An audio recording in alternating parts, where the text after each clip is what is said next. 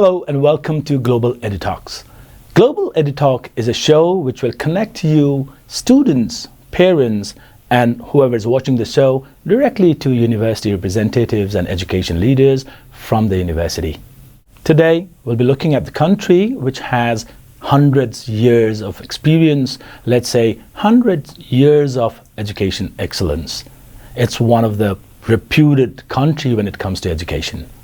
It is the United Kingdom. Studying in the UK today is not just a tradition. It's about innovation, research, career opportunities, and much more. To talk to you about the UK, we have someone very special in the episode today. From Swansea University, we have Mr. Ciaran Foley with us today in our show, who's the recruitment and marketing manager of the college at Swansea University. Welcome to the show, Ciaran. Thank you very much. It's great to be here. Okay, Ciaran, so let's hear from you. How was it like for international students to get into Swansea University? A little bit about the environment at Swansea. Sure. So Swansea is very much a university city, and a big chunk of our students are from all over the world. So we accept students from all across South Asia, but also Africa, the Middle East, East Asia, all over the world. It's a really, really multicultural university. Between our staff and students, over 130 countries are represented. So it's really a place for students to come to, yes, if they want to experience UK culture, but also if they want to meet people from all across the world as well. Okay. Of course, UK has more than hundreds of centuries of tradition. When we look at the reputed universities, it goes centuries, right? So now tell us, what is it like to not go to a big city like London, but study at Swansea? So what's the difference for international students to not go to a bigger city and go to Swansea? Yeah, of course. So a lot of the people watching this probably have heard of places like London, Manchester, Birmingham, Liverpool. You know, they are the big international cities that everyone's heard of in the UK. But there's a lot more than that. Swansea, of course, is just one example. But in my humble opinion, being from Swansea myself, it's one of the best. So the major difference that would certainly be important to international students is the cost of living. Swansea is significantly more affordable than places like London, like Birmingham, these big sort of mega cities almost that are in the UK. But you also, in these smaller cities, you get a really good mix of that sort of hustle and bustle and activity that you get from a city in the UK, but also really easy access then to the peace and quiet, the countryside, the coast. Swansea's by the beach, 19 beaches in Swansea, so a lot of opportunity for rest and relaxation alongside the busyness of the city. Okay, of course, like choosing a right university is important, but even more important is choosing the right program. Right? So tell us about the programs that you offer at the college, and also maybe there are programs in the university which maybe you don't look after directly, but you can just share us what programs are very popular at Swansea University. Of course, so Swansea is very much a traditional university. So all the subjects that you would expect to find at university, you'll find them in Swansea. Engineering, business management, computer science, all these courses and many, many more. The college where I work, so we offer foundation, international year 1 and pre-masters courses to a really wide variety of these programs. So again, engineering, but that means aerospace, mechanical, electronic, biomedical, to different types. We have a nursing and healthcare foundation program leading to adult nursing at Swansea University. It's a really, really broad range. So no matter what subject area the student is interested in, there will be something for them in Swansea. Of course, with more than 100 years of experience, right? It was founded in 1920, so that means it's more than 106-year-old now. And then I wonder, what is it like to manage 20,000 students in a single university, right? Can you tell us more, like how challenging it is to manage almost around 15,000 students in the undergrad level, right? 4,000 or 5,000 in the grad level. It's huge, as I can imagine. So tell us more about how careful are you with international students, and how can they benefit with such a big number of students around? Of course, so I mean, it's a real mixed bag. So there's a lot of the students will be international, a lot of them will be from the UK. And every student is different. Every student will have a very different experience of Swansea, will experience things in a very different way. So the approach that Swansea takes to supporting a student is that no two students are alike. Everybody needs a different level of support. Some students need a lot of support, some students don't need any support. Exactly. So it's very much, if our students seek out the support of the university, or if it's identified by the staff that this particular student needs support, it's very much a case of, okay, let's identify this individual student's needs and work out what's the best way for us to support them. As you say, Swansea's got a lot of experience supporting students and international students. It's not very often that an issue comes up that we haven't dealt with before in some capacity. Exactly. So it's a very well experienced team to support with all manner of issues. So now let's move on to one of the interesting segments, and we'll come again to all these all the questions that's important to students. But now let's move to a rapid fire question segment where I'll not give you much time. You have to directly come up with the answer, and then for that we will go to a rapid fire round. First question for the rapid fire. One word that describes student life in Swansea. I'll use a Welsh word, hoil, which means passion. Passion, okay. What is the average living cost per month for students in Swansea? £750 to £1,000, but it depends on the student. Okay. What is the biggest cultural surprise international students experience in the UK? I think for Wales specifically, it's seeing the Welsh language everywhere. You don't have to speak Welsh, but it is everywhere. Okay. How do they pick up those languages? Like how fast? Conversational. Some students will pick it up quite quickly. Other ones take a bit more time. Okay. Tea or coffee? What do students drink more in the UK? I think tea. Tea, it's the UK, it's tea. Okay. What is one place in Swansea every student should visit? For me, the Gower. So it's an area of outstanding natural beauty, the first one in the UK. Lovely countryside and beaches. Beautiful. How easy it is for students to find part-time jobs? Quite easy if they look hard enough. Good.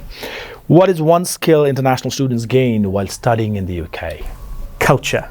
I think being exposed to different cultures. Okay. One reason students choose the UK over other destinations? I think we mentioned it earlier, reputation. Swansea, UK's got a really good reputation for higher education. Okay, so what I can summarize, so that's the only questions that I have for the rapid fire round. It was very quick, thanks to you for such a good, quick, speed answer. So what I can summarize from these questions is that it's about reputation, it's about culture, it's about passion, it's all about the abilities that you have to have. If you are good at it, then of course you'll shine in Swansea, right?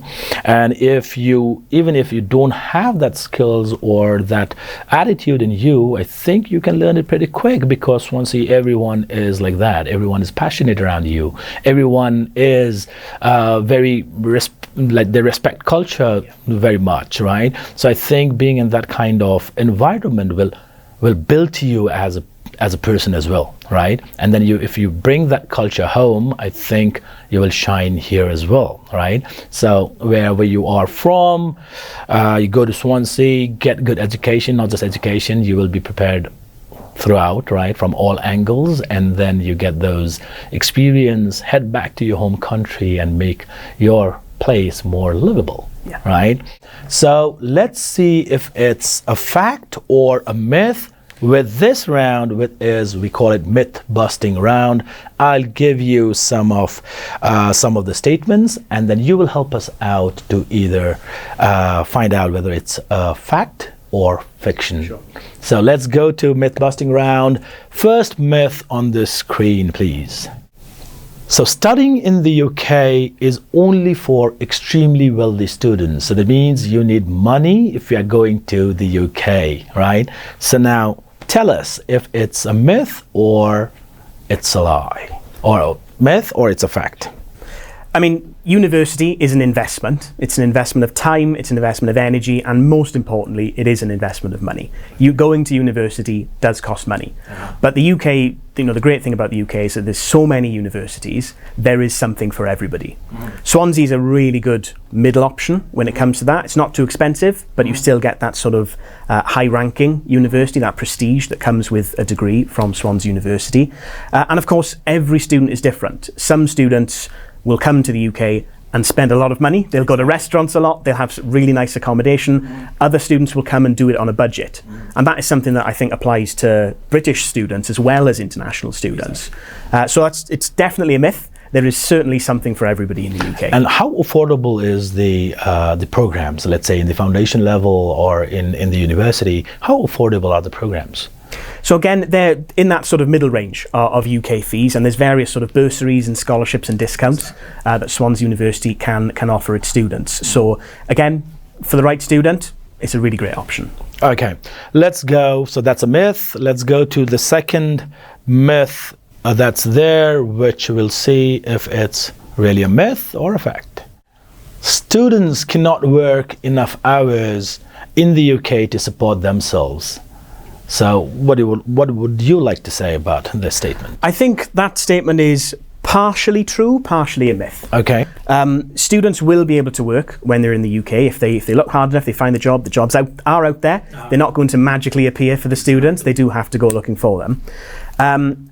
Part-time jobs that students can get while they're studying are not the best way for students to pay their tuition fees because the limited hours that they'll be able to work simply won't add up. Exactly. But they are a good way for students to support themselves when it comes to their living expenses. Public transport, doing the food shop once a week, going for coffee with friends, getting a part-time job is a great way to supplement income that students, pocket money that students might be getting from mum and dad, so that they can live a sort of fuller life while they're in the UK. So part true, part myth. Okay. Let's see what we have next. A one-year master's degree in the UK is too short and less valuable is what people think. So tell us about the duration of the program. We have two masters, in some countries, we have one master in the UK. So why is this like? Is it same? Is it different?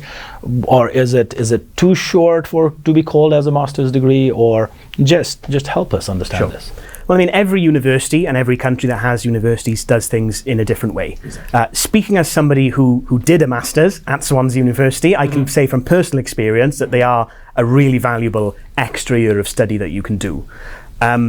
Certainly from Swansea's perspective and universities who do offer that one-year master's, a master's program is not about the time, it's about how different a master's is to a bachelor's. Okay.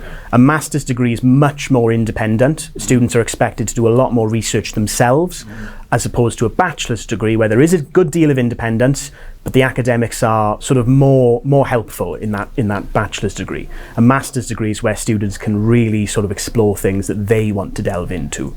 So it is an extra year at university. It does look better on a CV, of course, to have a master's as well as a bachelor's, but more so it's a sign that the student or who may be applying for jobs can work a bit more independently than a student who maybe didn't do a master's. Okay.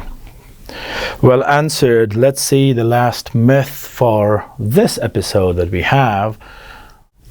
It's about international students. So let's say what it says. International students struggle to find jobs after graduation. So that means locals are preferred more than international students for the jobs. So can you help us bust this myth? Sure. So employers who are based in Swansea or who are based in UK will not sort of discriminate based on where a student is from. What matters is how good an employee will that student be. So whether that is getting better grades, whether that is doing a better interview, whether that is having a stronger CV, all of these factors will be taken into consideration. Swansea University, 95% of our students are in employment or further education, so a master's or a PhD, 15 months after they graduate. Okay. And that 95% includes all of the international students as well. So I think the statistics kind of speak for themselves in that regard. Okay. And also I saw it somewhere that Swansea University has one of the universities situated right at the beach, right? Where, right, in the water, let's say. So how good is that location? Because we, here in Nepal, we don't see water that much, right? We don't have seas and oceans. So tell us, how does the location of that university in particular? Yeah, we get a lot of students from countries where they don't have a coastline, or students who are from bigger countries who live very far from the sea. Many students who've never seen the sea before. Exactly. And as somebody, it's very easy as somebody who's from Swansea, grew up in Swansea. I think I kind of take it for granted sometimes to have that on my doorstep. But it is a really fantastic learning and living environment. As you said, sort of Singleton campus, which was the original one, opened in 1920. That is across the road from the beach. And then the Bay campus, the new one, where the college is based, where I work, that one is literally on the beach. If you go on Google Maps, you can see it's the closest university to the beach in the world. Beautiful. So whether students are in the school holidays, they're going out there playing football, volleyball, having a barbecue, or if it's something as simple as going for a walk after a hard day of lectures, sounds of the waves, sand in your toes, all that kind of cheesy stuff. It's really, really helpful from a sort of visual and experiential, but also a kind of a mental space for the students. Very true, very true. So is there a word for someone who's born and brought up in Swansea? Do we call it different, name? We have different name? People from Swansea, you call them Jacks. Oh, you call it Jacks? Yeah, so there's a story behind that. There was a dog called Swansea Jack who saved a lot of people from drowning, actually, in the sea and in the marina around Swansea. And that became a kind of a local legend, Swansea Jack, the dog. So now people from Swansea are called Jacks. Yeah. Oh, wow. Beautiful that there's a story behind it, behind everything, right?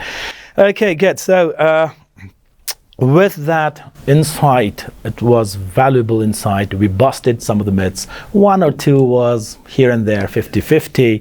So now let's say we're getting a little bit into South Asian students, and then in our social media we receive some questions, right? So we pick up the best questions and then we ask our guest. So for UK, when we told students that we are doing this session on UK, so we have received some questions. Great. So let's see questions on the screen. We'll have 3 questions today, and then I want you to take your time to answer those questions. Okay, the first question is a worried parent, right? So my parents worry that studying abroad might be difficult in the first few months. It might be challenging as well. So how does Swansea University support new international students during this transition in the first quarter, let's say, or first semester, right? So how does Swansea University help students to get used to the university culture? They might be homesick, they might be calling their parents saying that, hey, I want to get back home, and then there has been investments already, right? So how do you help them? Yeah, it's a great question. It's a really important one. It's not unusual at all for students to feel homesick. It's completely normal. If there is ever any student out there who is feeling homesick, you are not the only student feeling that way. Even students who have been in Swansea for 3 years get homesick. But as you say, that first few months is a really, really important period. That's when the students are coming to Swansea for the first time. It might be their first time travelling abroad.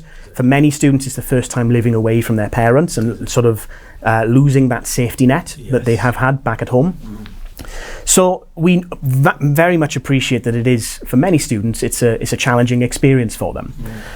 And the support for those students starts before they've even arrived in Swansea. So before they arrive, we at the college will run arrival and enrolment webinars, giving students some top tips on travel to Swansea, travel to the UK, what to pack, what not to pack, sort of cultural things that they can expect to experience, and giving them some early pointers on some of the support teams available at Swansea University. One thing that we really encourage our students to do, particularly our international students, is to try and connect with other people from their country. So there are various societies at Swansea University. There's a Nepali society, there's a Bengali society, Pakistan society, lots of different societies. And those environments are a great place for new students to meet other students from those countries that have been in Swansea for 2 years, 3 years, and get some, again, first-hand insight from students who are similar to them.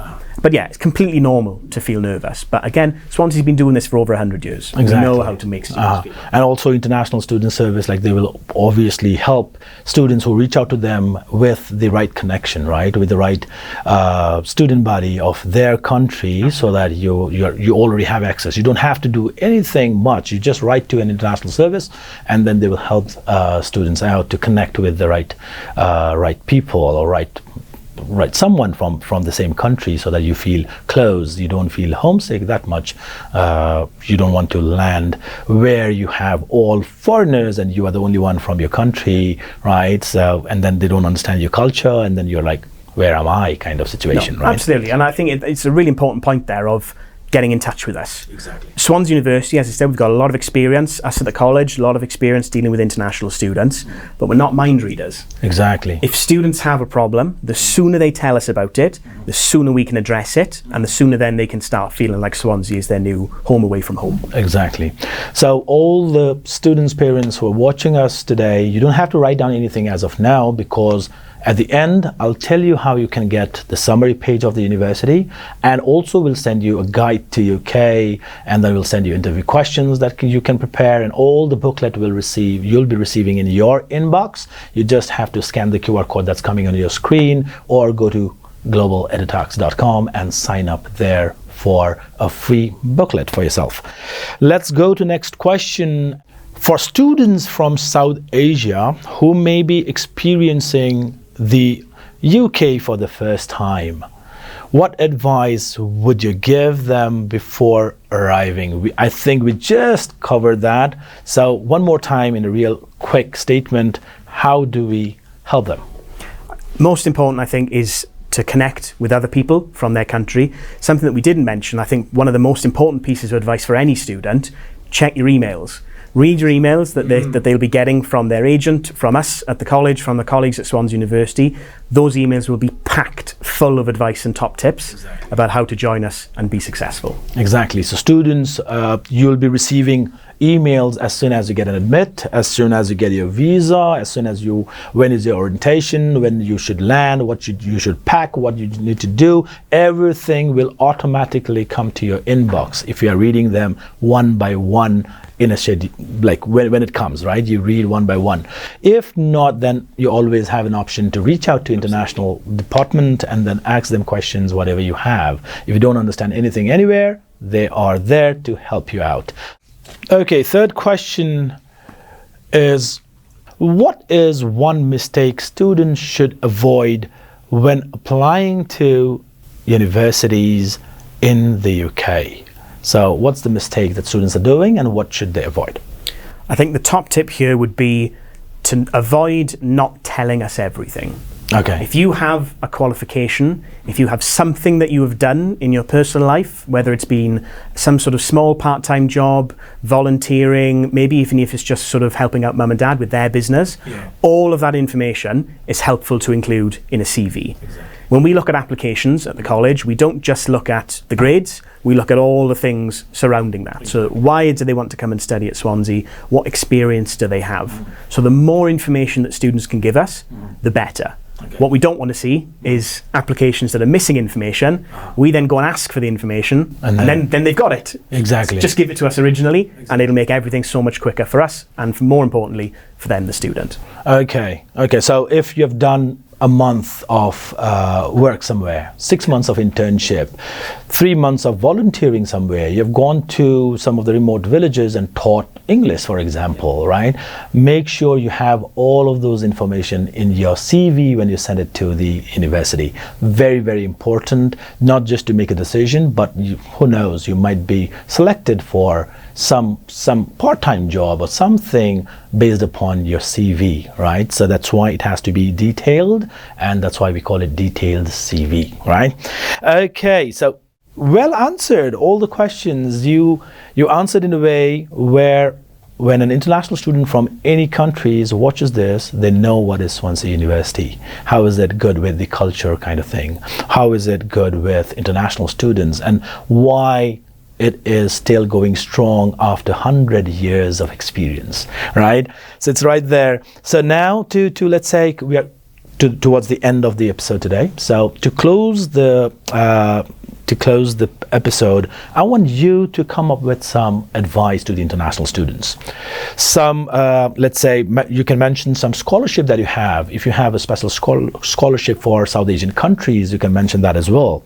If there are any application tips that can make the decision faster, or if someone is thinking about either it's UK or any other country, then what advice you want to give them to choose UK, and on top of that, to choose Swansea University? Yeah, absolutely. I think it's really important for students to really do their research into universities and find the right one for them, and hopefully that will be Swansea. So we've got some really great discounts available to students. There's various different types available to students from different countries. Potential total discounts of around about £12,000 over the course of a 4-year degree programme, so foundation, year 1, year 2, year 3. I will say from my own experience, having been a student and a member of staff at Swansea University, every single student, whether they are from the UK or from anywhere else in the world, enriches that community that we have. So, the hope is that we can very much get you guys here to enrich Swansea University further. My top tips, as we discussed, would be to check your emails all the way through your university journey. Check your emails to see what we need from you. The sooner that we get that information, the sooner we can make your process simple. And also, importantly, and I say this as a former student, not as a member of staff, enjoy your time as a student. You're not just coming to university to study, you're coming to get a whole experience. Go and explore Swansea, explore Wales, explore the rest of the UK, and hopefully, in the not too distant future, I'll be saying Croeso I Abertawe, or welcome to Swansea to you. To all the audience who are watching us today from wherever you're watching, thank you very much for watching this episode. Now I'll tell you how you can get the guidebook, the infographic summary page of Swansea University, and lots of other helpful resources into your inbox. You might see a QR code in your screen. You can scan that and sign up for the resource. Or you can go to globaledutalks.com and sign up there. You'll get a resource download link directly to your inbox from where you can download it for yourself. It's a very, very helpful resources. And also, if you have any question for Swansea University, you can reach out to us at help@globaledutalks.com. You can also, in the infographic page, you'll have information about Swansea University. You can reach out to Direct University if it's a Direct University question. Anything you think we can help you out from any country you are, we don't mind helping you out. At the end, I would like to say the right information can change the direction of your future. So thank you for watching Global EduTalk, your window to study abroad. See you in the next episode.